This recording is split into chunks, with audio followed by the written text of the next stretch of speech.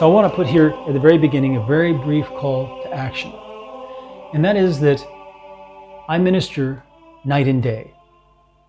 I minister intensively.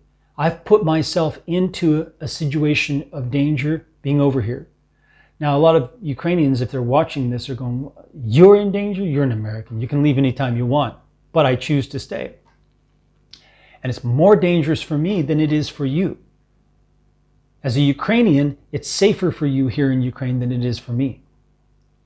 I'm a foreigner. I'm registered working for an NGO.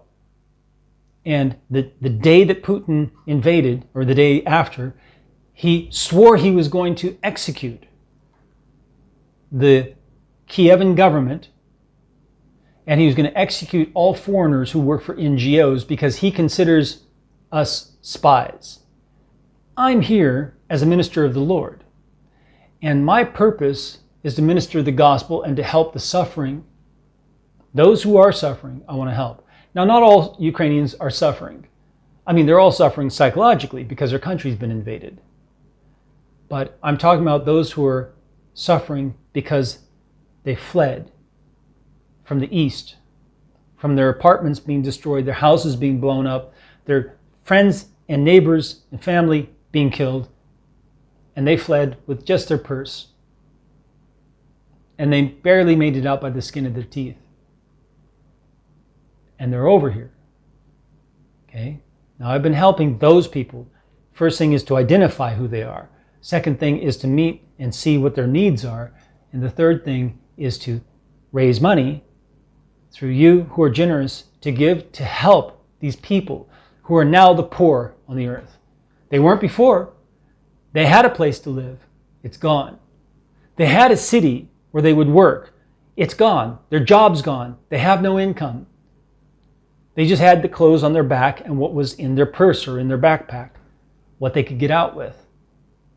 So raising money and asking to help, stand with me, and then meeting that need. And finally, preaching the gospel in the midst of all of that. So that's what I'm doing here. And I'm depending on you for two things. First off, I'm a minister over here, spending all of my time, night and day, ministering. And I depend on your support.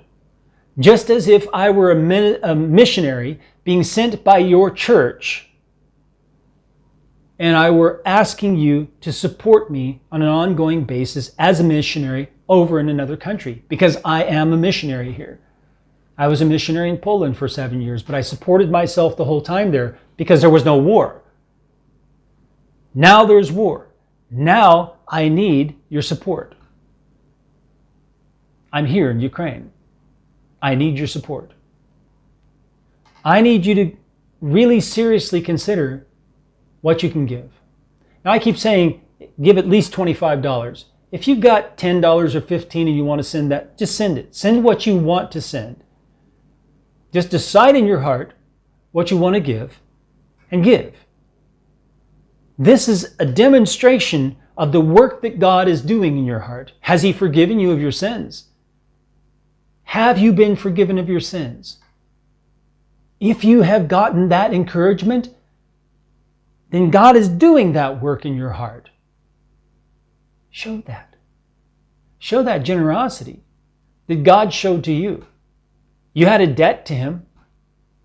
He didn't require you pay that debt. That debt was forgiven, just like in the parable that Jesus tells. The unmerciful servant. He tells of this parable where the debt of one man is forgiven, and he goes off and he requires his friend to pay him what he owes him, which is a smaller thing. He's forgiven him much more, but he's demanding that his friend repay him. And so when he hears of this, the king hears of this, he arrests the man, throws him in prison, and says, you're not getting out till you pay every penny of your debt that I forgave you. So be careful, because that forgiveness could be taken away by God. That's Jesus' point of the parable. Is that you must be merciful as God was merciful with you. Generous as God was generous with you. Because if you're not, God could call in that debt that he forgave.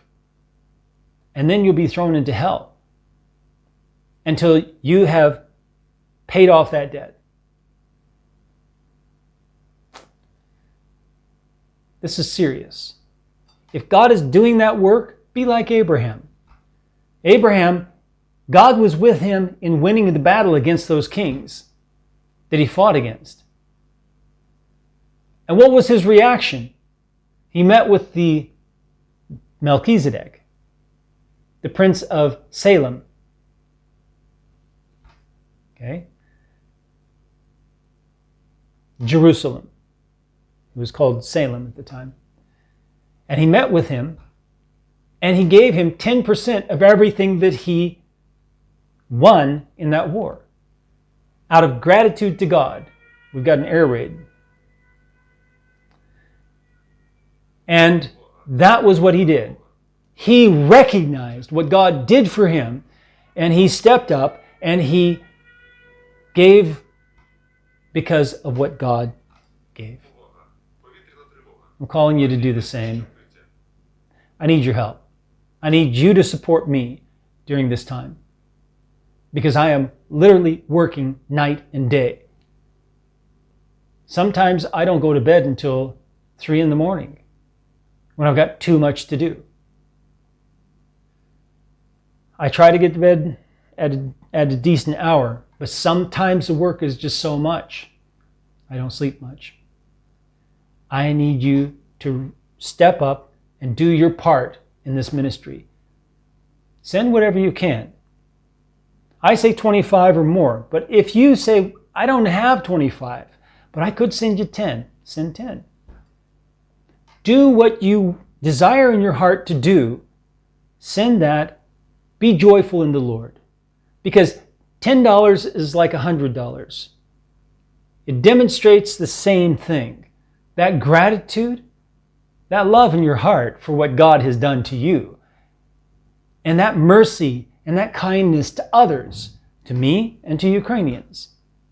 Because as my needs are met, whatever I have left over, I use for any Ukrainians that I see. Now, if you send me money and you say this is for Ukrainians, then that will be used exclusively for that. Keep in mind, though, I've also got needs, okay, every month. And I depend on you. And I know that it says that I've got 700 and something subscribers. But honestly, the active subscribers is very small, maybe 100, maybe even 70. And out of those, the list for the newsletter is 33. So, during this past year, there have been 30, not even 33, because a lot of those I added from another place. So there have been maybe about 15 people who have donated. That's it. I need you to step up. This is the work of the Lord. If you've ever seen a true leader doing the true work of Christ on the earth, this is it. This is your chance, your opportunity to be part of the true work of Jesus Christ on the earth amidst the suffering, in a place where you probably couldn't go or wouldn't want to. Be part of it. And when you do donate, then you're signed up for the newsletter. You got to make sure you put your email address in when you're donating, right? But I will add you to the newsletter automatically, and then you'll get the newsletter. And you get to rejoice with me, and you get to pray for me, and you get to see more of the details that are going on. Praise God. And I'm praying for you. I am. I'm praying for your hearts, that your hearts open up. I'm praying for you, that you hear God, that you step up and do your part. Because the benefit is that you grow inside. In your relationship with God, you grow. Yes, finances are definitely important. Finances are definitely a barometer of how things are going with you. Doesn't mean we serve money. It means that money serves us as we serve God. And so it does become a barometer of how you're doing, how you're managing your money. Not how much you're making, but how you're managing your money, what you're doing with it, is a barometer of how you're doing with the Lord. And Jesus made that indication with the widow who gave just like 2 pennies, but it was all she had. And he said she gave way more than anyone else all day. And they had much more to give. But they didn't just give 2 pennies, but he's talking about percentage. She gave everything she had. So the barometer of your heart with God is in your giving. Now on with the lesson and the air raid. Okay, today we're going to have a heart-to-heart talk about expectations in life. And you say, Ron, where is that in the Bible? It's all over the Bible. Okay, we'll pull up a couple of verses and we'll look at those. But what I want to draw attention to first is family and having children. That's one big thing that people don't sort out at the right time in their life. Now, you never know what's going to happen in life. Not only in your own personal life, but what's going to happen in the society around you or the world. And I want to draw attention to one thing that is from one of my videos. And you say, wow, you touched on this in a video? Something related. If you go to this playlist and start watching it, watch all 4 videos. It's absolutely critical for you. As a Christian, you must understand what happened and came before to produce what you see all around you. Because you'll have to admit that when you look across the Christian landscape, it's a disaster. Is it not? What is Catholic? Where did that come from? What is Orthodox? Where did that come from? Is it related to the Catholics or not? They look a lot alike, although the Orthodox are much more ornate. And how come they don't have a pope? And then what about the Protestant churches? And you may not even know what Protestant churches means. You know, what about the Baptists? What about the Methodists? What about the non-denominational or just the community church down the road or the Brethren or all of the Quakers or all of the other different things that you see out there that call themselves Christian? Even Mormons call themselves Christian. And you may be wondering, well, why don't the other Christians call Mormons Christians? And why do the Mormons call themselves Christians? And what about this Jehovah's Witnesses? It looks Christian. It looks more Christian than anything else. And yet, all the things they teach seem wrong. You know, and so you've got all of this disaster across the Christian landscape. Then you have people who have checked out. They refuse to go to any church whatsoever. And some of those will come on and hang their plaque up on YouTube and start teaching. And teach people to leave the churches, abandon the churches, never go to a church again, and that church is evil, church is religion, and religion is evil. None of that's biblical. It's actually against the message of the Scripture. All of it. Religion is not considered evil in the Scriptures. By our society today it is. In the post-hippie phase, it's considered evil because of the war of culture within the church. So let me draw attention to this. I was teaching on the Great Famine of the 14th century. And you say, huh? Yeah, that was the beginning of the destruction of the authority of the church and the government in Europe. So that's where the beginning of the Protestant Reformation actually came from, was that century right there, out of the Great Famine. Because on the heels of the Great Famine came the Black Plague, which lasted for hundreds of years. I mean, hundreds of years. You can go watch that playlist. You absolutely have to watch it. And the first one's on the Great Famine, the next 3 are on the Black Plague. The last one of the Black Plague, I think, is most interesting because I draw to the surface for you, using my biology education, where the Black Plague came from and where it was hiding before it appeared in Europe. It didn't come on the trading ships like they say. That's not true, because it had been in Europe before. So you'll find this a really interesting one, but it's about the 3 stages, and it's not finished yet. It's about the 3 stages of the Great Rebellion, with the Renaissance, Reformation, and Enlightenment. So, but here's one interesting thing to draw attention to, is that if you lived at that time, the life expectancy and its relationship to having offspring, children, and raising children, and I didn't draw attention to that in the video. And I want to draw attention to that now, but I also want to make an application for you as a Christian, as a believer in your life today. Imagine being a believer back then. Okay? You had the Catholic Church and you had the Orthodox Church.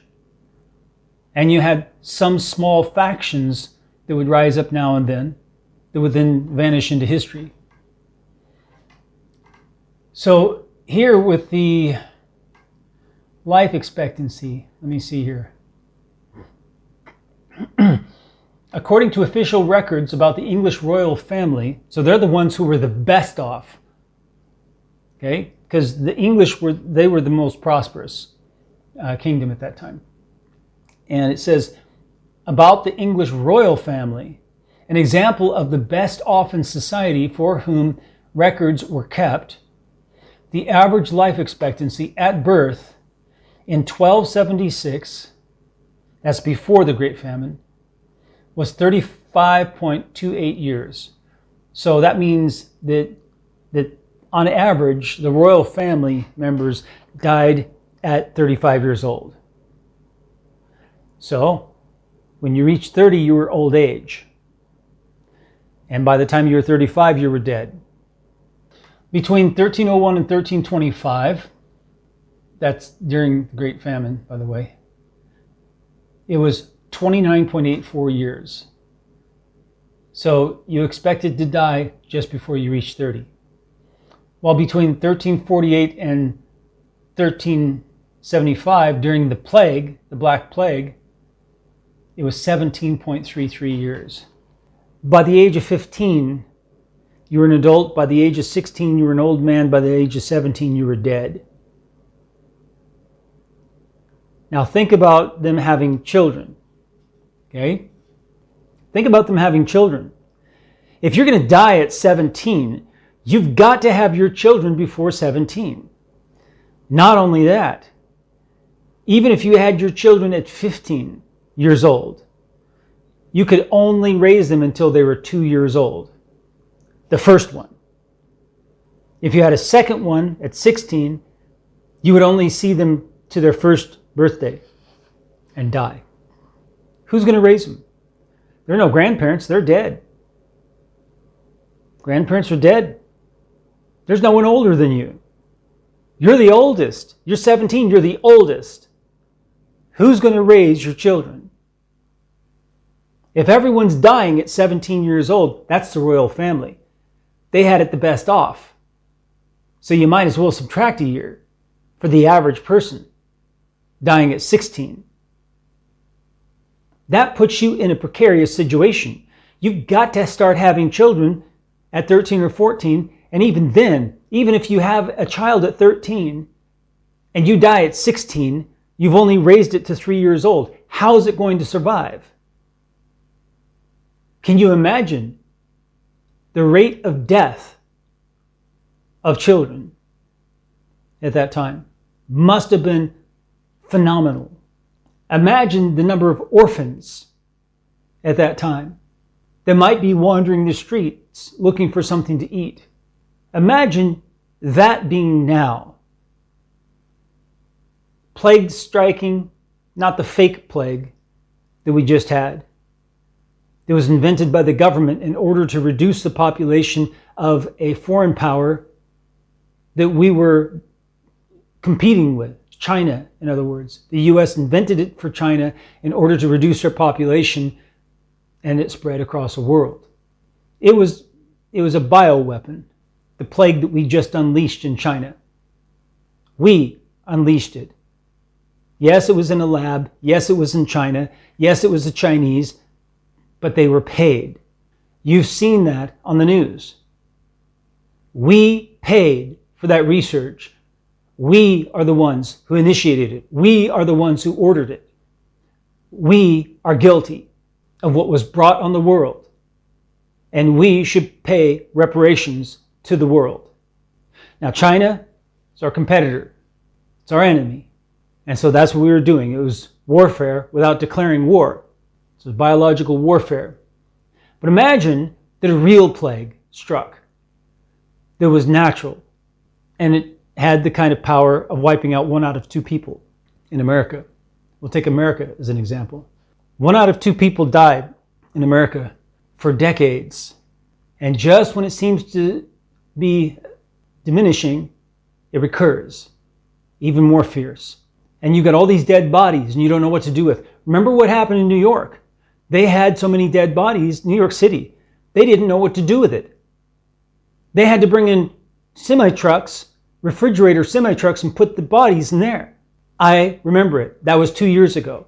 Imagine a natural plague like the Black Plague striking and killing so many people that there are so many bodies around so fast you don't know what to do, and you're not going to touch them because you don't want to get infected with the plague, whatever that plague is. And then in the midst of that, how are you going to have children? And if you're dying at 16 years old, how are you going to raise children? How are you going to make sure that the children are safe and raised to adulthood? It's the end of civilization, is the end of humanity. The only way is to remove yourself from the population centers, to the mountains, to the forests, isolating yourselves and your families. Then there's hope. Then you might live to 30. If you can avoid the plague, if you can avoid the famine, even a little bit, then you might live long enough to raise a family. And that's the only way the population could survive, by decentralizing it. One of my professors in history pointed that out. And I thought he was exaggerating, that Christianity was really a battle of the rural versus the urban. But the longer that I live and the more that I study, the more I see the wisdom in what he was teaching. Whenever Christianity becomes concentrated and enlarged in certain dense populations, it becomes evil. But when you look at other institutions, you see the same effect. When government grows too big and too concentrated with too much power, it gets evil. All organizations do that because the sin that the people have not stopped is being magnified. The denser the population, the more people, the more sin, the more opportunities, more quicker the opportunities to commit sin with other people or against other people, either way, whether it's sexual sin with other people or it's lying and cheating and stealing and killing against other people, and you get sheer evil. The concentration of evil goes up. So there's wisdom in this. That the Christian should not be going to massive churches. The Christian should not be living in massive centers of population. That doesn't mean we don't go there. Sure, we can go there. But living in those massive concentrations of population, you better be careful. When something like this strikes, and we never think it'll strike in our lifetime, well, we used to not think it would strike in our lifetime. Now we know that it will strike in our lifetime. Now we know that the governments will abuse their powers. We used to think that they wouldn't. Now we think they will. We used to think that there couldn't be a pandemic. Well, now we think that there can be. Some of us, question what that pandemic was and the nature of it and how it rose and all of this. But nevertheless, there was a pandemic. That can't be refuted. What would you do? Now, I want to apply this to your life today. Here's the application part. And I'll try to put a chapter division here so you can jump to this if you want. What do you expect in your life? Do you have this picture in your life of what the perfect life is? Even if you don't call it perfect, right? But the ideal life, right? This is what I want in life. I want a wife who's not too fat, who's not taller than me. I want a wife who's not ugly. She doesn't have to be a model. I don't want a model because then I have to worry about whether she's going to be cheating on me because every man's going to be hitting on her. But I want 3.5 children or 2.5 children. I want to have 2 cars. I want to have my own house, not in the city, but somewhere in the suburbs, somewhere near the city, near enough to get in with not so much traffic, so it can't be LA. You know, and I want to be living somewhere where there are trees, there are mountains nearby, there's the ocean nearby. You know, you got all these things that are in your head about what the ideal life is for you. I want to have a job where maybe I do have to leave the house to go work it because working at home isn't very comfortable when you have children. And so you leave the house to go to work, but it's not too far. And so then I come back and I don't have to deal with a lot of stupid, crazy people at work. You know, and you've got these ideals. I want to have my own company. I want to be the boss. I want to run it and I want to tell people what to do and I want to hire and fire people. That means you also have to pay people. So you have to make sure that you're making enough money. Okay? But this is your ideal life. And then the question is, well, all right, you want to have 2.5 kids. When are you going to have 2.5 kids? Well, I'm already 24 years old, you know, but I have time. Okay, you're 24 years old, you've got time? No. If you look at the history of when people have kids, 24 is a little late. I mean, it's not late, but it's a little late. All right, you should have already started having kids before then. You say, what? I couldn't even finish college before 22. College? Who cares about college? Well, I want to have a good job, so I got to go to college. What? That is an ancient lie from like my grandparents, which would be like your great-grandparents. Come on. That is an ancient lie that's been told in order to hold up the educational industry. Educational industry needs to be torn down. It needs to be diminished by 90%. We should really only have about 10% of the people going to the university of what we have now. And most of you should be going out and working a job, starting a business, learning a trade, and doing that. So that's my first advice, is that if you're young enough where you're considering going to college, in America we say college meaning university, okay? So university usually is a particular institution, but college is just the experience in general.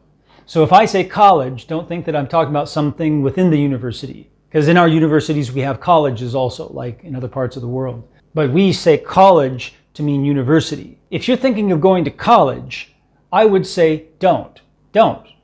There are very few reasons to go to college. You say, but I want to be a computer programmer. Then definitely don't go to college. That's the last thing you're going to learn in college. You know, you're going to learn to program, you know, the big, you know, machines, but you're not going to learn to do the programming that's required at a company. You're not going to learn the programming that you're going to have to do out in the world if you want to go work for a startup. You just do that online. Just forget about going to university for that, okay? Just go do it. Because even if they do teach it at university, they're going to teach it badly. Because all of those people, they're academics. They want to make more academics. They don't care about whether you can get a job and work a job, okay? So that's first thing, is just go start making money. Because in those 4 years, or even 6 years for some people, that you go to college, think about how much money you're paying them for that education and how much money you're not making that you could be making. You could be making money during that time rather than spending it. And a lot of people come out of college with a lot of debt. $30,000, $50,000, even $80,000. If you're a doctor or a lawyer, it's going to be much, much, much more, hundreds of thousands. You're going to spend a lot of time paying that off. So not only are you going to be not making money during that time, you'll be making money to live on and to pay for part of the education. But then also, you're going to be building up debt that you're going to have to pay off in the future as well. So it's going to suck money out of your earnings after college. So don't do it. Serious, don't do it. If you've got any other alternative, don't do that. There's no reason for it. You said, but then I'm going to be stupid. Well, you're already stupid. And look, everyone else is stupid coming out of college. So college doesn't help you to be smart. Not at all. It doesn't. You can be smart without college. I was smart entering college at 16, and I studied in the library like for years as a kid. I would go to the library, I'd sit myself down and read every physics book in the library, and I would study them. Then I'd work to the reference books on physics and start trying to understand some of those. By the time I got to university at 16, they put me a year ahead in my program. I was offered scholarship in physics. So, education, as my mom used to say, my dear mom, who was very wise, she says, education happens wherever you want it to happen. It doesn't have to happen in the classroom. It can, but it happens wherever you want it to happen. It's brilliant. And that's what I pass on to you. Education happens wherever you want it to happen. Now, the next question is about children. We talked about that briefly, right? Some people, they're like, well, I don't want to have children until I do this, until I do that, until I experience this, and then maybe I'll want to have children, sometime in the future, but I don't want to think about it now. And especially women, right? As we have opened up educational opportunities and job opportunities to women that they didn't have prior, that sentiment has increased. And what's happened is the family has decreased. The women are the home. And if you're educating the women and putting them out in the workplace, working for other men, first off, it undermines the authority of the man in the home, because she's under the authority of another man most of her day. Then she comes home to her second man who she's married to. This is the biggest travesty of women working outside of the home. Doesn't mean women can't work. It means that women should be working from the home. Either their own business that's been set up, or in tandem with their husband on his business. But a woman should not be working under the authority of another man. Absolutely not. That's a recipe for disaster, because the man in the home, his authority is diminished by that. I hope I made a strong enough argument for that, so that you are convinced as well, and you will change whatever you're doing. The other problem is that the woman wants to travel. I want to go see the world. I want to go to France. I want to go here. I want to do this. I want to do that. And then maybe I'll think about a family. Then by then, your biology has aged so much. You say, but I'm thinking maybe like 28 or something. Yeah, your biology has aged so much, it becomes more difficult having children. And then think of the children. When they're 10 years old, you're 38 years old. You want to be 38 with a 10-year-old and an 8-year-old and a 6-year-old at 38? You've got to think about this, right? Now, on the flip side, I want to say this, is that we have certain expectations in life that it should be this way. But we're Christians. We believe the scriptures. I don't have mine right here. It's on my bed. We believe the scriptures. We believe God's testimony. And one of the central figures of the Bible had his first child at 100 years old. You see, yeah, but they were living a lot longer back then. Even he laughed, and even his wife laughed, and they couldn't believe. And they even said to God, what? You're going to give me a child now when I can't enjoy it? Yeah. So even back then, 100 years old was old. 100 years old was far past the childbearing age where you could enjoy it. You say, yeah, but people were having children at that age before. Yeah, before. But with Abraham and Sarah, look at what was happening at that time. Because things changed after the flood. After the flood, and with Noah and his family, and then all of humanity was wiped off the face of the earth except Noah and his 3 sons and their wives and Noah's wife, the 8 of them, who were saved in the ark through the floods. The time span of things changed with the generations that passed there, and Abraham and Sarah were promised their first child at 100 years old. They hadn't had a child, and they laughed, and they were incredulous. They couldn't believe it. I mean, they believed God, because God said it would happen, but they were in shock that it was going to happen, and all of the consequences in terms of the social dynamics of being 100 years old with a newborn. Of course, Abraham had many servants, many slaves, a lot of people that he was king over, and so he had a lot of younger women who could help take care of the infant.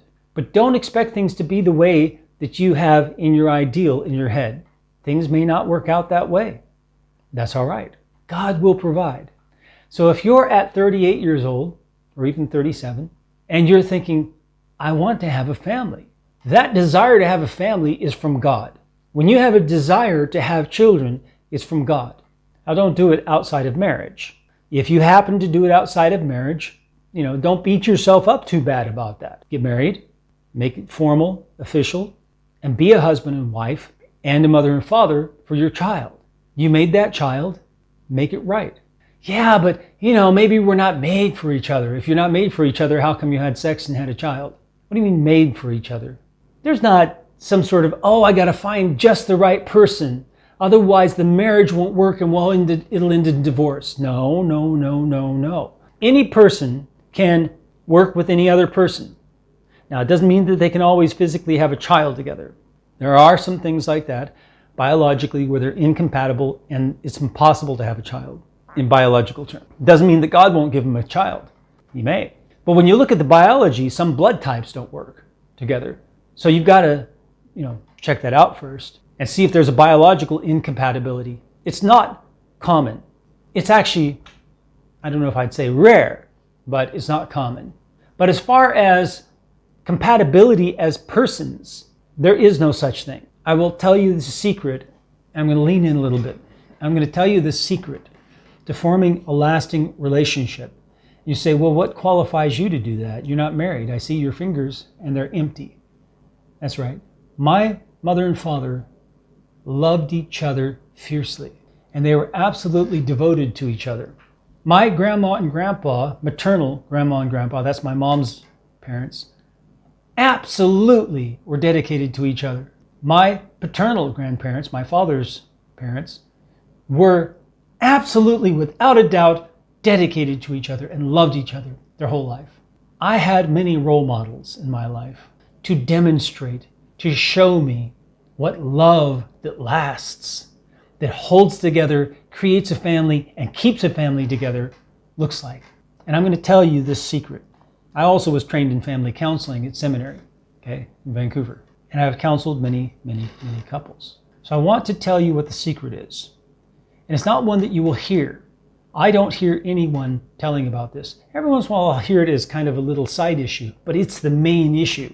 It is the issue. It is the number one issue of any couple forming a relationship that's going to last through the ages to death. Here it is. The secret is to give up who you are, to become who you will be. That's the secret. If you're unwilling to give up who you are in all aspects, so that you are willing to become who you will be, which is under the control of the other person, it'll end in divorce. And at the best, it'll be decades of unhappiness and torture if you're unwilling to do that. Now, if you're willing to do that, if you're willing to give up who you are and who you hope to be, and you are willing to put that completely under the control of the other person, then you will have a relationship that cannot be broken. You say, but where's God in this? I'll read it to you. Now, Paul gave some very wise advice about marriage and about men and women. So I'm going to read that to you in 1 Corinthians 7. And I want you to pay attention to some things. For example, in our church, like I've told you before, that men and women who are not married to each other cannot be alone with each other. Here it says at the very beginning, now concerning the things of which you wrote to me, it is good for a man not to touch a woman. And you say, oh, that's talking about having sex. No, it says not to touch a woman. But then he says, nevertheless, because of sexual immorality, let each man have his own wife. That's a little strange to say, right after a man shouldn't touch a woman.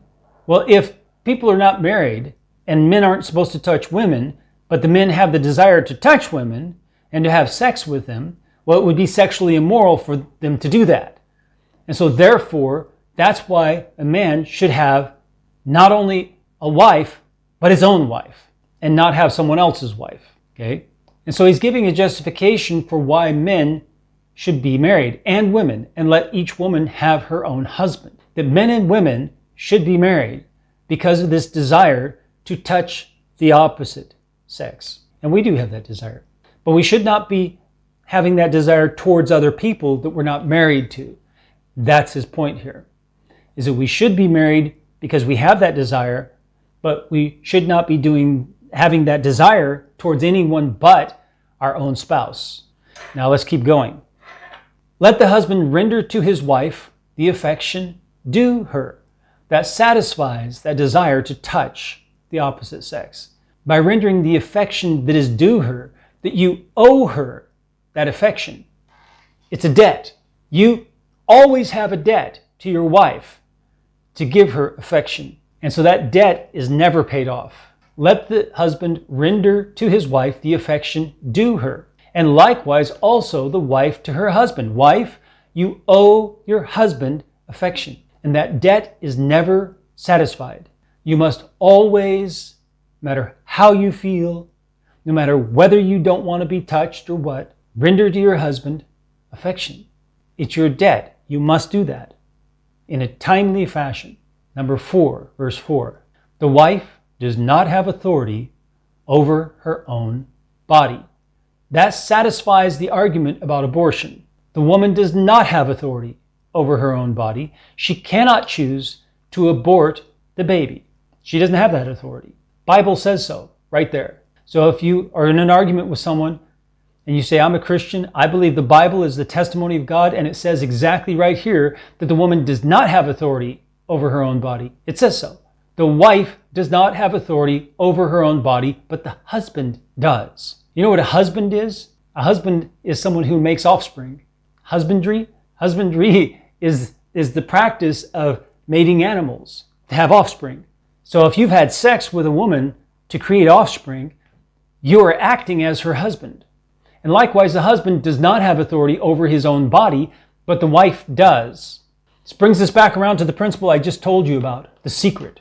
It's that verse right there, verse 4. 1 Corinthians 7:4 gives us the key principle for a lasting relationship in marriage that will make it to the end and beyond. You say and beyond? That's right, because we will be judged based on that relationship also. It's not over when you die.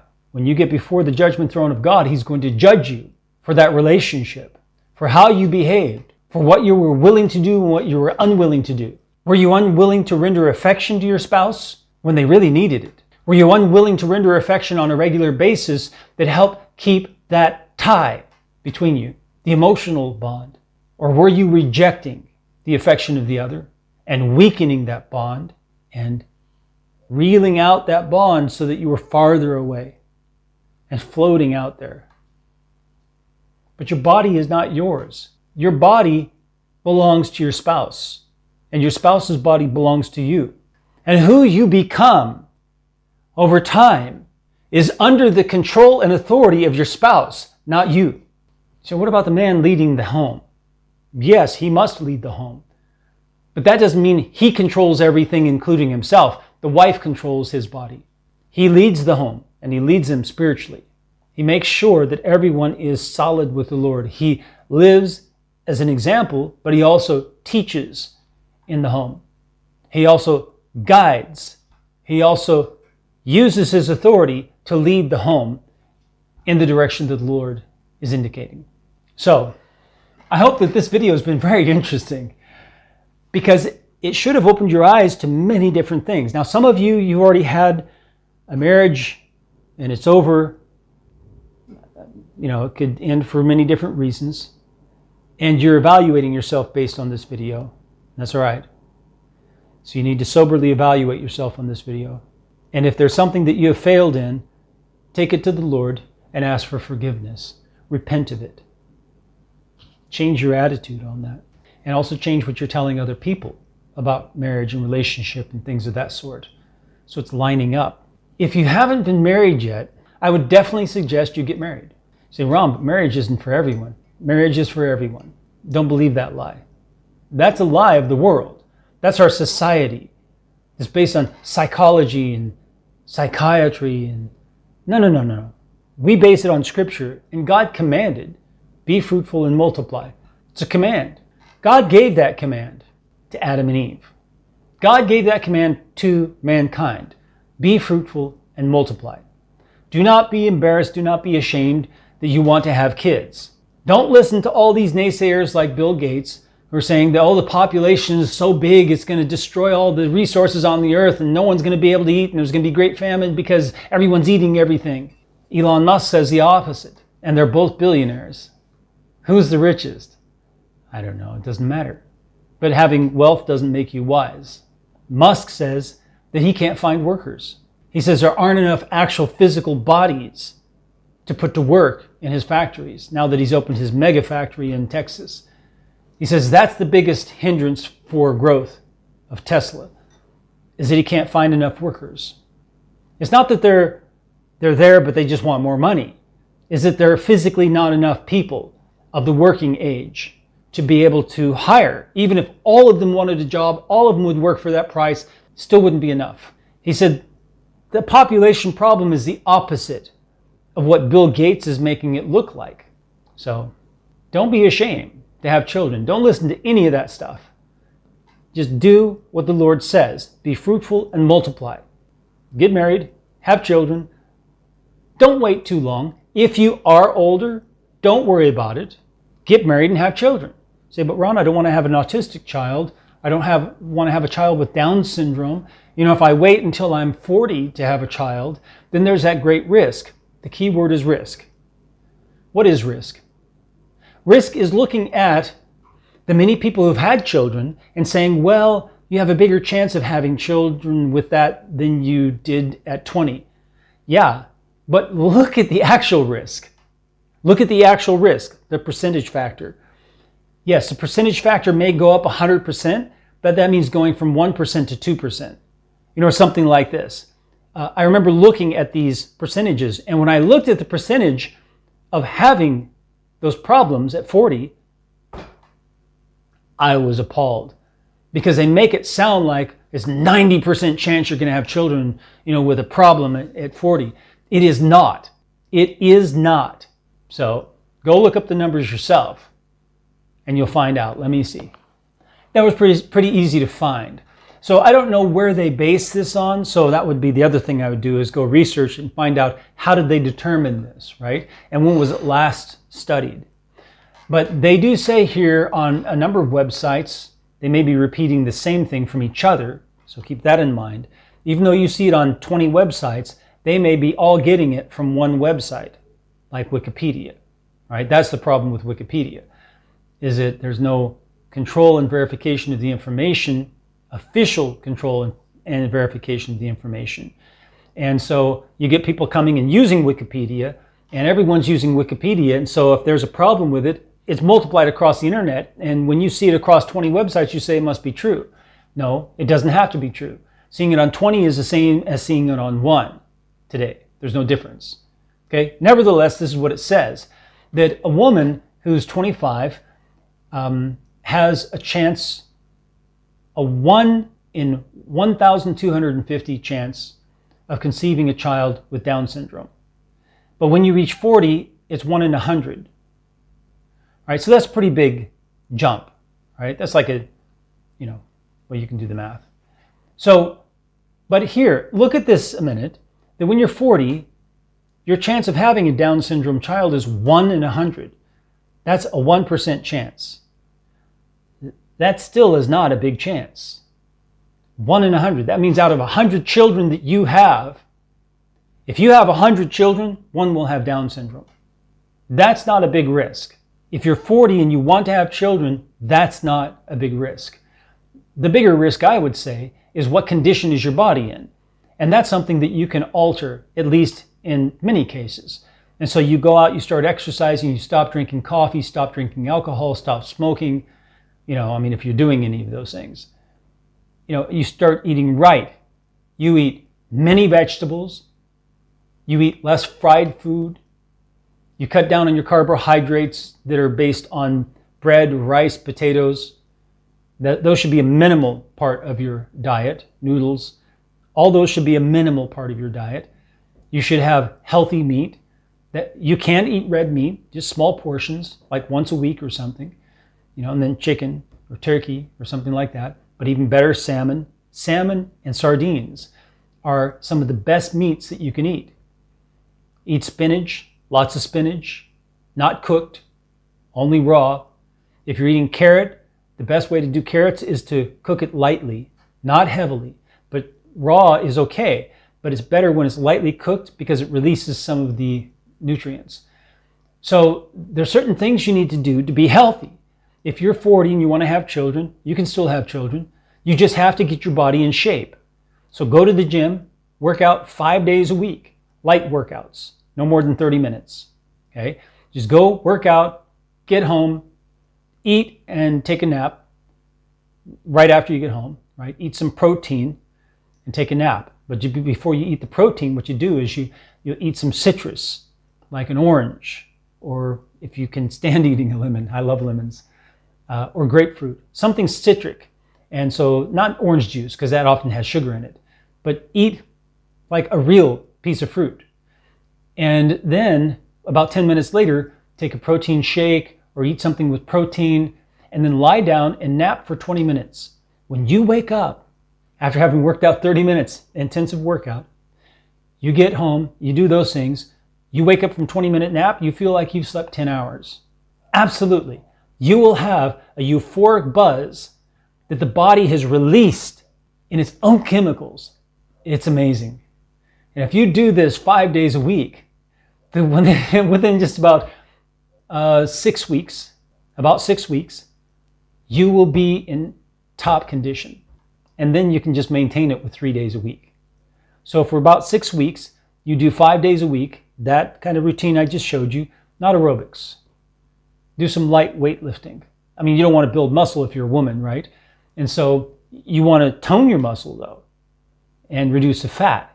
And so you do high repetitions, like, about 15 to 20 reps for each workout, very light weights, right? But enough so that you can feel there's a resistance there, right? You'll be great. I was a bodybuilding trainer, so that's where I've got this knowledge from for 7 years in Seattle. Anyway, that's what you can do.